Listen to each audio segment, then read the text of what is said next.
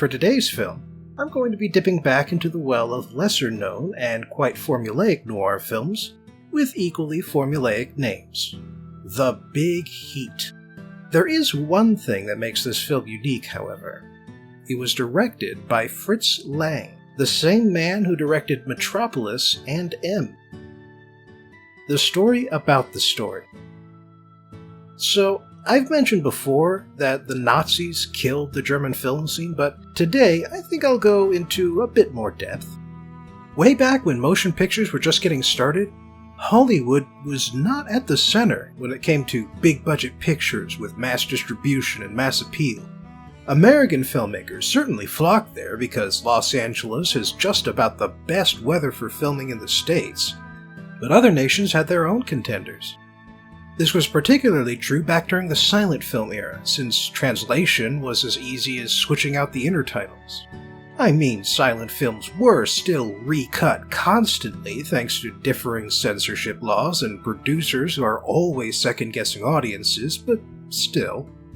Berlin, for instance, already had 16 movie theaters in 1905, and the Weimar Republic, which lasted from 1919 to 1933, was a golden age for German film. This is when the artistic movement called German Expressionism began, exemplified by movies like Nosferatu, The Cabinet of Dr. Caligari, and Metropolis. These films were larger than life, exaggerated for effect, to appeal to the audience's emotions and to leave a lasting impression.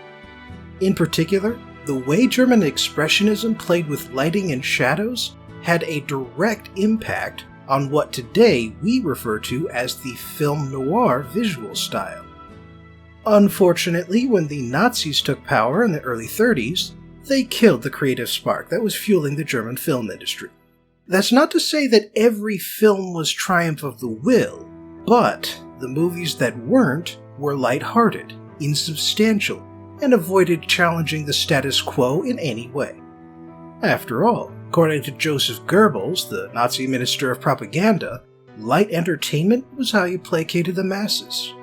Censorship went up, self-censorship went up, and just to be absolutely sure, the Nazis nationalized the industry by 1937. Of course, by then it was easy to take over all the production companies since the German film scene had greatly contracted. Actors and filmmakers of all stripes were fleeing Germany and German-controlled Europe throughout the decade, some because they were Jewish, others because they resented the new government restrictions. Still others were prevented from working thanks to the German version of the Hollywood blacklist that made America's look like a damn rose garden. Fritz Lang was a very particular case. See, he was raised Catholic, but his mother was Jewish by birth, and that was enough to get you in trouble in Nazi Germany. However, Goebbels was apparently a big fan of Lang's work, particularly Die Nibelungen and Metropolis, and that's despite the latter film's limited success back in the day. Perhaps he liked it because Lang's then-wife, Thea von Harbo, wrote the screenplay, and would go on to become a member of the Nazi Party herself. But because Goebbels liked Lang as a filmmaker, in 1933 he reportedly offered to make him the head of German film production. The way Lang tells it, he informed Goebbels about his Jewish heritage, and Goebbels' response was, "We decide who is Jewish in Germany." But despite that tempting offer, Lang left the country before the end of the year. After bouncing around in Europe for a while, Lang wound up settling in Hollywood, much like fellow expats like Peter Lorre, Billy Wilder, born Samuel Wilder in Austria-Hungary, Otto Preminger, and many more. Unfortunately, Fritz Lang and the studio system didn't really get along well. Lang's preference was for massive, grandiose films, but the studio system emphasized pumping out cheap films as fast as possible. He was also something of a control freak, so he probably wasn't fond of studio meddling either. Still, while Lang would never rise to the heights he achieved in Germany, he did put out a few good pictures. Early after arriving in America, he created movies like Fury and You Only Live Once. and during the war he was particularly pointed in his depiction of Nazi villains. Today's film, The Big Heat, came out in 1953, and although the plot is cliché from back to front by today's standards, it's important to remember that it crossed a lot of lines back in the day, and the words vicious and brutal come up a lot in the reviews and critiques of the film. The story. The film begins with a gun, specifically a man picking up a gun and shooting himself with it. A woman, who seems to be the man's wife, comes downstairs when she hears the noise, but she's remarkably calm as she picks up a note addressed to the district attorney with a police badge sitting next to it. After reading the note, she calls a man named Mike Lagana instead of the police. Lagana takes the call when the woman identifies herself as Tom Duncan's widow, and we see that Lagana is a very wealthy man. He tells Mrs. Duncan to call the police, and then he calls up Vince Stone. Stone's girlfriend Debbie gets the call, and she mentions that Stone is a politician as she leaves. Soon enough, the cops are crawling all over the Duncan home, and we meet Sergeant David Banyan from Homicide.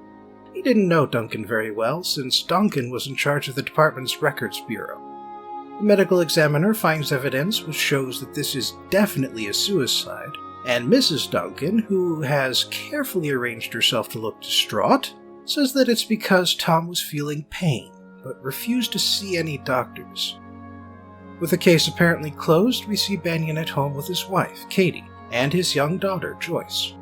There's not much to say about this scene except that it's so saccharine that you just know something horrible is going to happen before the third act. Their dinner is interrupted, however, when the department calls and tells Banyan that a Lucy Chapman at the retreat has informed them that Tom Duncan didn't commit suicide.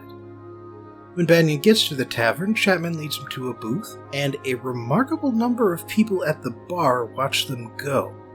Chapman tells Banyan that Duncan wasn't worried about his health, that he wasn't worried about much at all after his wife had agreed to divorce him. Chapman knows this because she's Duncan's lover, though she insists it wasn't that kind of relationship. They've been together for several months, ever since she met him at a nearby town of Lakeside where Duncan has a summer home. Banyan dismisses her story, figuring that she's just trying to shake down the department for some blackmail money. For her part, Chapman thinks that Banyan is trying to cover up the facts for the sake of the widow. Still, Banyan is at least curious enough to go back to Bertha Duncan and ask her about Chapman's allegations. Duncan gets particularly angry when Banyan brings up the divorce and denies that her husband ever wanted one. But she does say that Tom had a lot of lovers over the years. Banyan is understanding and sympathetic, but when he asks for a few details about the house in Lakeside, Bertha refuses to say anything and demands that he leave. The next morning, Banyan gets a report from the county office. Turns out Chapman was beaten, tortured with cigarette burns, and killed sometime after Banyan left. And although the coroner writes it off as just one more barfly who went home with the wrong guy, Banyan can't help but feel suspicious. When Banyan gets back to the department, Lieutenant Wilkes calls him into his office and tells him to stop bothering Duncan's widow, or else the men upstairs won't stop bothering him. Banyan tells him about Chapman's death, but Wilkes tells him to let the county police worry about it. However, Banyan refuses to stop at this point. He heads back to the retreat to interview the bartender, but the bartender has nothing to offer. As soon as Banyan leaves, though, the man heads into the phone booth and calls someone to report on Banyan's actions. But the detective was listening in, and he asked the bartender to come with him downtown. However, the barman responds with a few threats of his own, showing in the process that he knows way more about what's going on than he should. Banyan heads home for another excessively sweet scene, but it's interrupted when someone calls the house and starts making death threats, since someone big is getting annoyed. But Banyan is unimpressed, and he decides to head straight to the top. Mike Lagana. Lagana is friendly enough at first, talking about his daughter's birthday and his mother's death, but when Banyan mentions that Lucy Chapman was subjected to an old-fashioned prohibition-style killing, Lagana gets angry and says he doesn't like it when someone tracks dirt into his home. Banyan responds by insulting him and saying Lagana built his house out of 20 years of corruption. And when Lagana calls in his bodyguard, Banyan kicks his ass for good measure. He then leaves on his own. The next day, Lieutenant Wilkes is chewing Banyan out for his actions once again. Banyan doesn't say anything to Wilkes' face, but back at home, he complains to his wife that Wilkes is a coward who's too afraid for his pension to take a stand. Banyan then puts his daughter to bed while his wife takes the car to pick up the babysitter. And that's when the car blows up, killing his wife instantly. After the funeral, the police commissioner, Higgins, tries to reassure Banyan that they're on the case, but Banyan is not impressed, and he insinuates that the commissioner gets his marching orders from Mike Lagana. Higgins puts Banyan on suspension and does the usual gimme your badge and gun bit, but this time it's a little different. Banyan owns his gun, and he promises not to use it until he finds the people who murdered his wife. We then spend a moment in Banyan's now emptied out home as a fellow officer stops by to hand him a list of places to investigate and to advise him not to go on a hate-fueled rampage. We now cut over to Vince and Debbie, and we learn that Debbie is a trophy girlfriend who doesn't care for Vince so much as she cares for shopping with his money. Lagana stops by and chews out both Vince and his buddy Larry Gordon, who is the man responsible for both Chapman's death and the car bomb. He also mentions that they're paying Mrs. Duncan $500 a week to keep her husband's letter in a safety deposit box. Vince then suggests that they try to get rid of Banyan again, but Lagana disagrees. Doing so now would get too much attention, and attention is the last thing Lagana wants with an election coming up. Banyan has been out investigating for some time when he comes across Victory Auto Wreck. He asks a man in charge for information, he cajoles, and he threatens, but the man refuses to say anything since he's too scared of the mob to spill the beans. However, it turns out his assistant, an old woman named Selma Parker, is a bit more brave, and she sneaks off to tell Banyan about a strange visitor who called a man named Larry at the retreat. Banyan visits his sister's apartment, which is where his daughter is staying, and he asks his brother-in-law Al to call the retreat and hopefully find out who Larry is. Unfortunately, the call doesn't come to anything, but Banyan does notice Vince hurting a girl by burning her hand with his cigar. For Banyan, this is just a bit too reminiscent of the cigarette burns found on Chapman's body, and he intimidates Vince into leaving. Debbie is also there, and she's interested enough to chase after Banyan on the street. Banyan decides to invite her to his hotel room since she might know something useful, and she decides to go with him since Vince left her at the bar. In his room, Debbie talks about herself for a while. Apparently, Vince is a violent man, but she thinks it's worth it since most of the time she gets to have some expensive fun. She also doesn't care how Vince gets his money. She's been poor before, and she doesn't want to go back to that. Debbie doesn't tell Banyan anything he wants to know, however, and when she starts asking about whether he's been in love, he tells her to leave. Debbie gets back to Vince's place where he's playing cards with Commissioner Higgins and a few other politicians.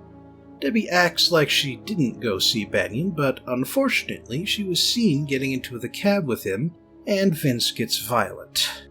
When she continues to say she didn't talk to Banyan, Vince grabs a pot of boiling coffee and throws it on her face.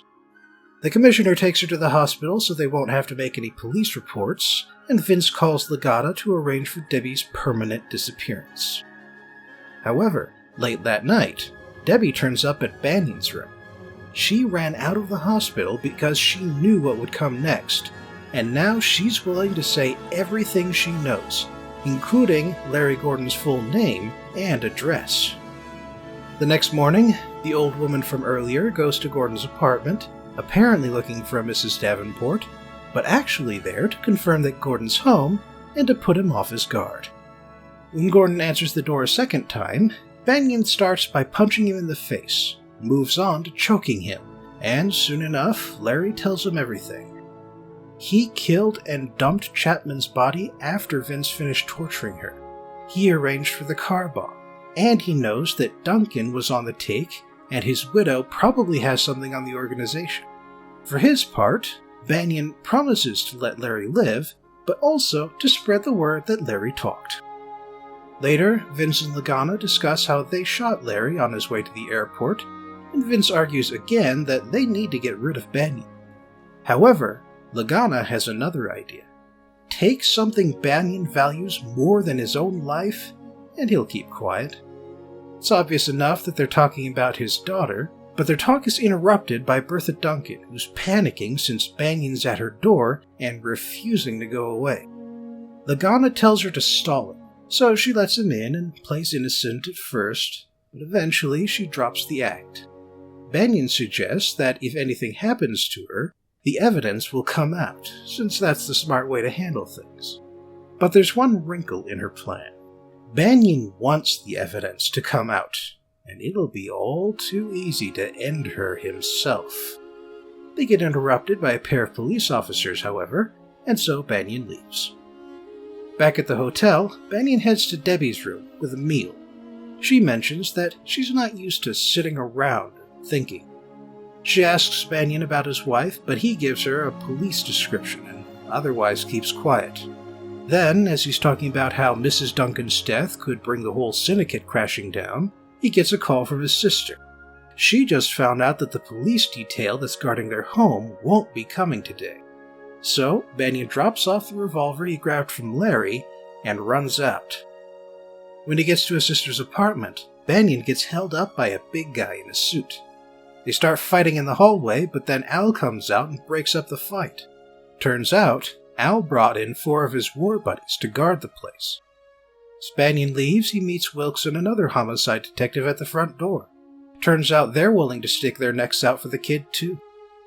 That evening, Debbie goes to Duncan's house. She compliments the decor and comments on how they're both wearing mink coats. And then she shoots Duncan 3 times. Banyan, meanwhile, has tailed Vince back to his place, but we find out Debbie got in first when she throws boiling coffee in Vince's face. She tears off her bandage so Vince and the audience can get a good look at what I'm sure were top-notch effects 60 years ago. She then brags about killing Bertha Duncan, and Vince, rather unwisely, pulls his gun out and shoots her twice. It's at this point that Banyan comes in, and Vince starts shooting at him too. Banyan trades shots and calls the police, and while he almost decides to shoot Vince even after the man's gun runs out of bullets, he decides against it at the very last second. As the police come and take Vince away, Banyan and Debbie trade a few final words. Banyan finally talks about what his wife was like. As the movie ends, Lagana and Stone get indicted by Duncan's confession, and Sergeant Banyan heads back out on another case. The analysis. The Big Heat is an action movie that predates action movies. Oh, don't get me wrong, there were plenty of war movies and cowboy westerns and gangster flicks, swashbuckling adventures and suspenseful spy thrillers, but as far as the gritty urban action movie goes, with its morally questionable hero going on a rampage of revenge, you saw inklings of that in noir dramas, especially noir dramas like this one, but the true action movie would have to wait for the late 60s and early 70s to fully come into its own. One of the biggest reasons it didn't catch on earlier, beyond the need for trained stunt doubles and a big effects budget, was, once again, the Hollywood Production Code. One of the most important points in that code, we're talking underlined twice here, was that nobody could kill another person and get away with it, regardless of motive or circumstances. The only exceptions were officers of the law and soldiers, and even then it was only while they were acting in an official capacity.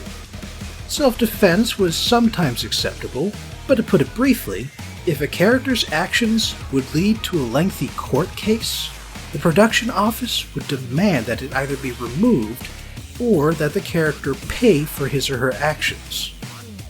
That's why Debbie takes over the revenge plot towards the end of The Big Heat.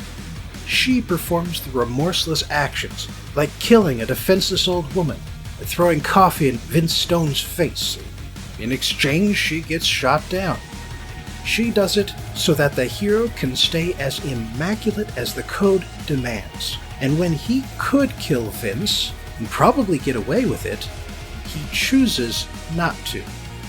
But in future action movies like Dirty Harry, Commando, and Die Hard, the hero doesn't always get away with clean hands. And as it turns out, the movie-going public doesn't really mind that much. Thanks for joining me again for today's film review, and I hope you'll join me next time for a film about fading stars, delusions of grandeur, and a man who always wanted a pool.